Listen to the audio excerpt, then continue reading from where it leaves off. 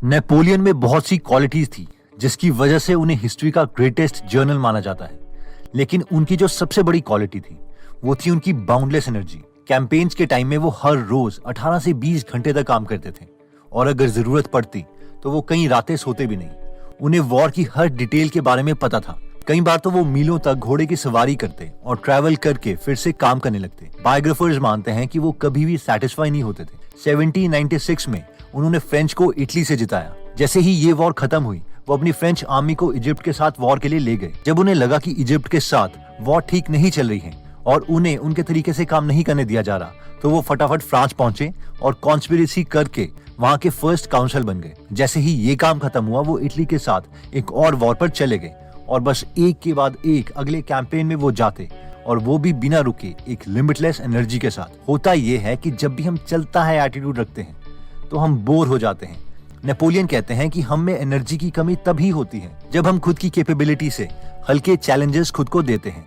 अगर हम रिस्क लेते हैं तो हमारी बॉडी और माइंड में इतनी एनर्जी आ जाएगी कि हम वो अचीव कर लेंगे जो हमने कभी सोचा भी नहीं था। इसीलिए never settle down and make risk a constant practice. Next habit जो हमारी लाइफ को खराब कर सकती है वो है no action only thinking. Dale बताते हैं कि 1943 में एक बार वो पूल में कूदने की कोशिश कर रहे थे, लेकिन जिस लकड़ी पर वो खड़े थे वो टूट गई और वो फ्लोर पे आके जोर से गिरे। उन्हें हॉस्पिटल ले जाया गया और डॉक्टर ने उन्हें बताया कि उनके रिब्स टूट गए हैं और एक रिब ने उनकी राइट लंग को पंचर कर दिया है। वो 3 महीने तक हॉस्पिटल में रहे, लेकिन उसके बाद डॉक्टर ने कहा कि अभी तक कुछ इम्प्रूवमेंट्स नहीं है। डेल को बहुत शॉक लगा कि 3 महीने के बाद भी मुझ में कोई इम्प्रूवमेंट्स नहीं है।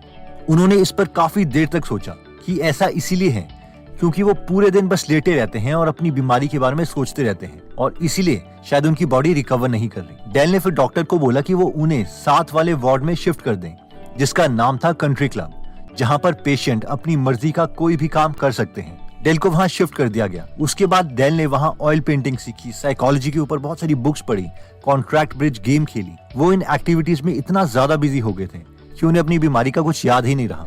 डेल खुश तो तब हुए जब अगले 3 महीने गुजरने के बाद पूरा मेडिकल स्टाफ उन्हें कॉन्ग्रेचुलेट करने आया कि उन्होंने अमेजिंग रिकवरी की है और वो घर जा सकते हैं। तो पॉइंट ये है कि जब हम बैठकर बस अपनी लाइफ के बारे में चिंता करते रहते हैं तो कोई इंप्रूवमेंट नहीं होती, ना ही डेल की तरह हेल्थ की और ना ही लाइफ में किसी और चीज की। लेकिन जब हम अपना माइंड टेंशन से हटाकर किसी एक्शन को एग्जीक्यूट करने के लिए लगाते हैं तो इंप्रूवमेंट्स होना स्टार्ट हो जाती। थर्ड हैबिट जिससे हमें बचना है वो है रनिंग फ्रॉम फियर्स।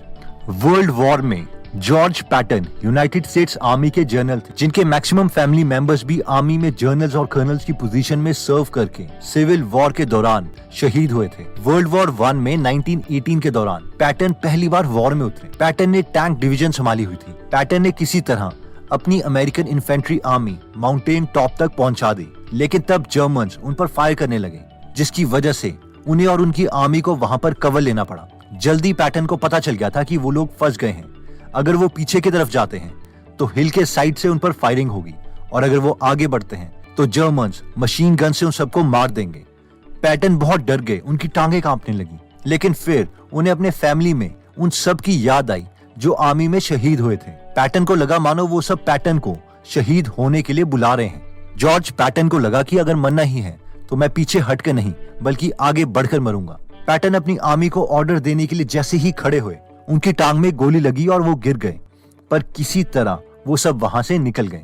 उसके बाद से इवन जब वो जर्नल भी बन गए, उन्होंने एक आदत बना ली थी कि जब भी किसी वॉर की रिपोर्टिंग लेनी होगी तो वो फ्रंट लाइंस में जाके खुद रिपोर्टिंग लेंगे, ताकि वो बार बार अपने डर पर काबू कर सके। इस स्टोरी से हमें 2 सीख मिलती है।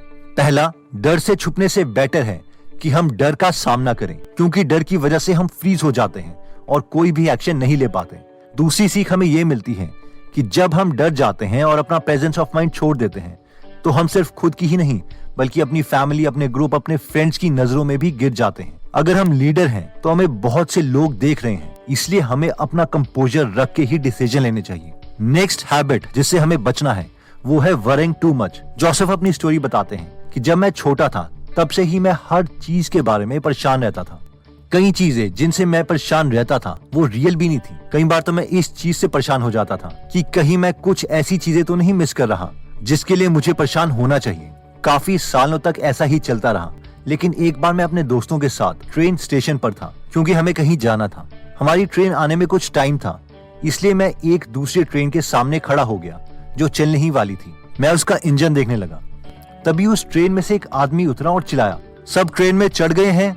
उसने थोड़ी देर देखा और जैसे ही ग्रीन लाइट्स हुई उसके बाद ट्रेन स्टार्ट हो गई और अपनी 2500 किलोमीटर की जर्नी स्टार्ट की। जोसेफ कहते हैं कि पता नहीं क्यों मुझसे ये लाइन कुछ कनेक्ट हो गई। मैं उस ट्रेन और उस आदमी के बारे में सोचता रहा कि वो 2500 किलोमीटर की जर्नी तय करने वाले हैं और उन्हें इसकी फिक्र नहीं है कि क्या पता रास्ते में एक्सीडेंट हो जाए, कुछ डिले हो जाए, ट्रेन में खराबी हो जाए।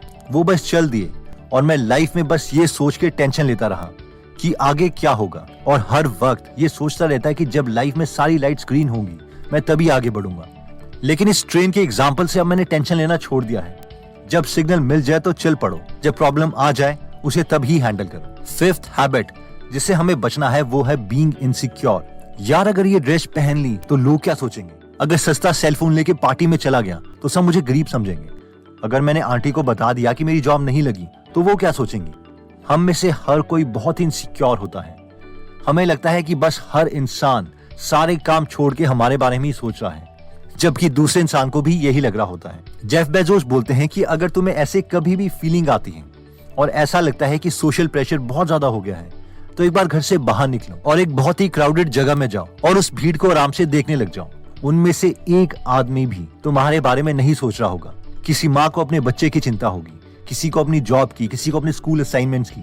इसीलिए हमें अपने काम के बारे में सोचना चाहिए, ना कि औरों के बारे में सोचकर अपने डिसीजन चेंज करने चाहिए। सिक्स्थ हैबिट कहती है talking about your dreams with people who do not understand them। NASA के एस्ट्रोनॉट गैरेट राइसमैन, जिन्होंने इलॉन मस्क के साथ भी काम किया है, वो बताते हैं कि इलॉन मस्क हमेशा लोगों से उसी टॉपिक्स के बारे में बात करते हैं जिनके बारे में उन्हें पता होता है। फॉर एग्जाम्पल, इलॉन मस्क ने गैरेट से कभी भी न्यूरालिंक कंपनी के बारे में बात नहीं करी, क्योंकि गैरेट एक एस्ट्रोनॉट है, ना कि बायोलॉजिस्ट। और ये एक मेथड है जिससे इलॉन काफी अच्छे तरीके से अपना टाइम मैनेज करते हैं। Is able to do all these things. It's like he doesn't sit around and BS with you about like what's going on with what's a Neuralink, the company. लेकिन normal इंसान अपने dreams हर किसी से share करने लगता है, specially negative लोगों से या उन लोगों से जो उसके ड्रीम्स कभी समझते ही नहीं। और यही रीजन है कि हमें नेगेटिविटी वापस मिलती है, जिससे खुद के गोल्स की इंटेंसिटी भी कम हो जाती है। इसलिए चाणक्य ने भी कहा था कि कभी भी अपने गोल्स और अपने सीक्रेट्स किसी के साथ शेयर मत करो। नेक्स्ट हैबिट आती है चूजिंग रॉन्ग हीरो। एक स्टडी से पता चला है कि मैक्सिमम लोग यंग एज में स्मोकिंग की हैबिट में फंस जाते हैं। इस यंग एज में उन्हें स्मोकिंग की आदत इसीलिए नहीं पड़ती क्योंकि उन्हें धुआं अच्छा लगता है, बल्कि मैक्सिमम को इसकी आदत इसीलिए पड़ती है क्योंकि वो किसी गलत इंसान को कॉन्शियसली या सबकॉन्शियसली अपना हीरो मान लेते हैं। हो सकता है कि वो हीरो कोई गली का गुंडा हो जिसे उस लड़के ने कूल समझ लिया, या फिर कोई मूवी का हीरो हो। इसीलिए बेटर यही है कि हम उसे अपना हीरो माने जो हमें ठीक डायरेक्शन में लेके जाए, और इसके लिए हमें खुद को उसी कंटेंट से एक्सपोज करना है जिससे हमारी ब्रेन की प्रोग्रामिंग बेटर तरीके से हो, जैसे कि महान लोगों की बुक्स या उनकी कंपनी एक्सेट्रा। तभी हम इम्प्रूव कर सकते हैं। तो दोस्तों, इस वीडियो में हमने 7 आदतें देखी जो हमारी लाइफ को बर्बाद कर सकती है, जिसमें सबसे पहले था चलता है एटीट्यूड, जिसमें हमने नेपोलियन की स्टोरी देखी थी कि वो चलता है एटीट्यूड नहीं बल्कि खुद को हमेशा चैलेंज करने में बिलीव करते थे, इसलिए हिस्ट्री बुक्स में हमने उनका नाम पढ़ा है। सेकेंड हैबिट थी नो एक्शन ओनली थिंकिंग, जिसमें हमने देखा था कि कैसे सिर्फ सोचने से स्ट्रेस लेवल कितना इंक्रीज हो जाता है, जिससे बॉडी भी रिकवर नहीं होती।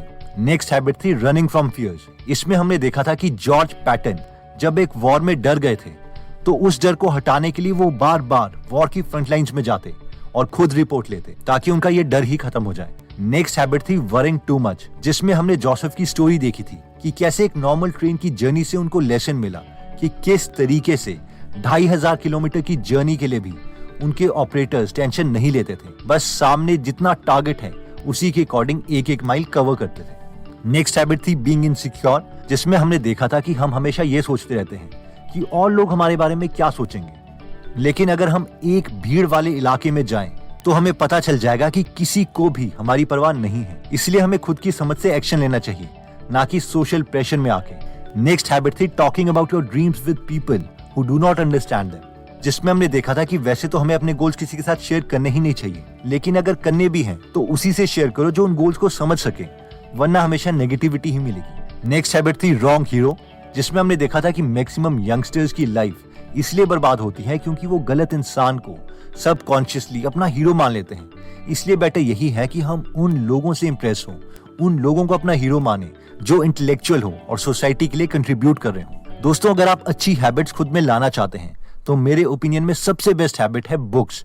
ऐसे लोगों के द्वारा लिखी गई बुक्स जिन्होंने एक ही स्किल में 10 से 20 साल गुजारे हो। इससे अच्छा क्या हो सकता है कि ऐसे लोग हमें अपना एक्सपीरियंस सिखा रहे हैं। अगर आप हिंदी में फ्री में बुक समरी सुनना या पढ़ना चाहते हैं तो आप गीगल एप्लीकेशन डाउनलोड कर सकते हैं, जहां पर 130 से ज्यादा बुक समरीज फ्री में अवेलेबल है। अगर आप इस एप्लीकेशन में इंटरेस्टेड हैं तो इसका लिंक हम डिस्क्रिप्शन में दे देंगे।